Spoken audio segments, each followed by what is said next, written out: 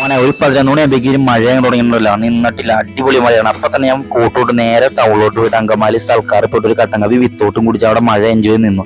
അപ്പൊ ഇത് നമ്മുടെ അങ്കമാലിലുള്ളവർക്ക് അറിയാൻ പറ്റും, വൈശാഖ് എന്നുള്ള പയ്യനാണ് ഡെയിലി 70 പാക്കറ്റ് ഉണ്ണിയപ്പം വീട്ടിൽ നിന്ന് തന്നെ പ്രിപ്പയർ ചെയ്യണം. അത് നമ്മുടെ അങ്കമാലി ടൗണിൽ കൊണ്ട് വിൽക്കും. വീട് കരിയാടാണ് കേട്ടോ.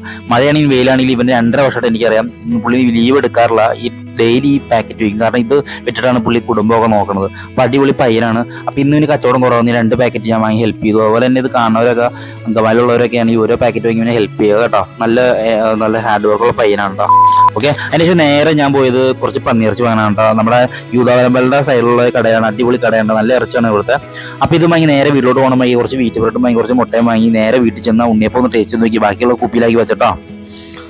അതിനുശേഷം നമ്മുടെ പ്രിപ്പറേഷൻ തുടങ്ങാൻ പോകാൻ കേട്ടോ. നമ്മുടെ പന്നിയിറച്ചി കഴുകി നെയ്യക്കളഞ്ഞ് സെറ്റാക്കി വെച്ചു. ബാക്കി ഇൻഗ്രീഡിയൻസ് ഒക്കെ അടുത്തെടുത്ത് വെച്ചു, അല്ലെങ്കിൽ പകുതി തന്നെ മറന്നു പോകും. അപ്പൊ ഒക്കെ സെറ്റാക്കി വെച്ച് കഴിഞ്ഞ ശേഷം നേരെ പാചകത്തിലോട്ട് കടന്നു. അടിപൊളിയായിട്ട് പാചകം ഞാൻ പറ്റുന്നുണ്ട്, ഇതൊക്കെ യൂട്യൂബിലൊക്കെ പഠിച്ചാണ് കേട്ടോ. അപ്പോൾ അത് ഇതിന് ശേഷം സെറ്റായി, നല്ല ടേസ്റ്റ് ഉണ്ട്, നല്ല കളറുണ്ട്. ടേസ്റ്റ് ഒക്കെ ചെയ്ത് നോക്കി. അതുപോലെ തന്നെ നമ്മുടെ വീഡിയോ കാണുന്നവർ ഇഷ്ടപ്പെടുവാണെങ്കിൽ നമ്മുടെ യൂട്യൂബ് ചാനൽ ലിങ്ക് ബയോയിൽ കിടക്കുന്നുണ്ട്, അതൊന്ന് കയറി സബ്സ്ക്രൈബ് ചെയ്യാം കേട്ടോ. ഇഷ്ടപ്പെട്ടില്ലെങ്കിൽ ഒന്നും ചെയ്യണ്ട. Okay, by.